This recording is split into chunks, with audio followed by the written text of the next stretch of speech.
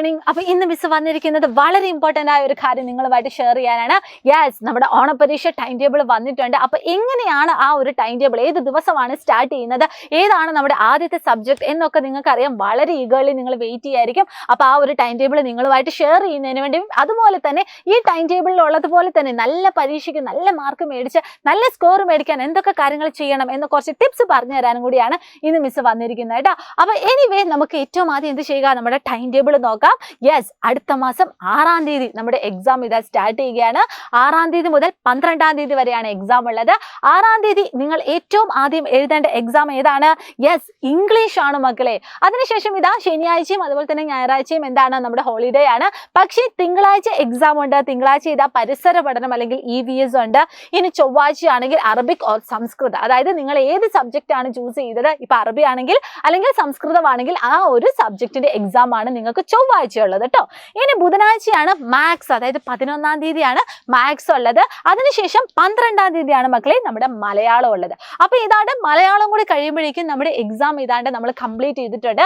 പക്ഷെ എക്സാമിന് നല്ല മാർക്ക് കിട്ടിയോ ഇല്ലയോ എന്നും കൂടി നമുക്ക് അറിയേണ്ടത്. അപ്പൊ അതിനുവേണ്ടി നമ്മൾ എന്ത് ചെയ്യുക, ഇന്ന് മുതൽ നല്ല രീതിയിൽ പഠിക്കണം. അപ്പൊ അതിന് നിങ്ങളെ സഹായിക്കുന്ന എല്ലാവിധ ലൈവ് ക്ലാസ്സുകളും എല്ലാവിധ കോണ്ടന്റ് വീഡിയോസും എല്ലാവിധ ഷോർട്ട് വീഡിയോസും നമ്മുടെ സ്വന്തം xylem class 3 YouTube channel available ആണ്.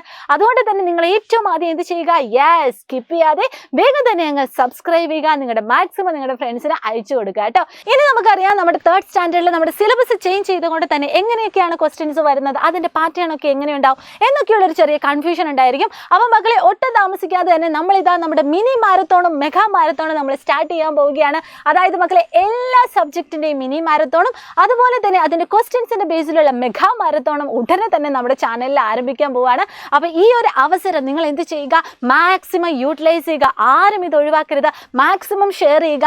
അതിൻ്റെ കൂടെ തന്നെ ഓരോ മാരത്തോണിന് ശേഷവും അല്ലെങ്കിൽ ഓരോ ലൈവ് ക്ലാസ്സിന് ശേഷവും നോട്ട്സ് കിട്ടുന്നതിന് വേണ്ടി നിങ്ങൾ ഈ കാണുന്ന നമ്മുടെ വാട്സപ്പ് കമ്മ്യൂണിറ്റി ഗ്രൂപ്പിൽ ജോയിൻ ചെയ്യുകയും ചെയ്യുക കേട്ടോ. അപ്പോൾ അതിൻ്റെ ആ ഒരു ലിങ്ക് നമ്മുടെ കമൻറ്റ് ബോക്സിൽ ഉണ്ടായിരിക്കും. അപ്പോൾ എല്ലാ മക്കളും നമ്മുടെ കമ്മ്യൂണിറ്റി ഗ്രൂപ്പിലേക്ക് ജോയിൻ ചെയ്യുക.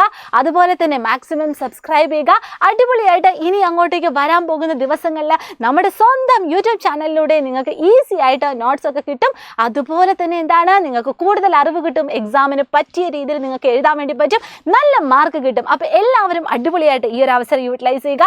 ഓൾ സെറ്റ് ആക്കുക, ഓൾ പവർ ആക്കുക, ഫുൾ എനർജറ്റിക് ആയിട്ട് ഫുൾ ഹാപ്പി ആയിട്ട് ഇരിക്കുക. അപ്പോൾ anyway, all the very best and thank you so much.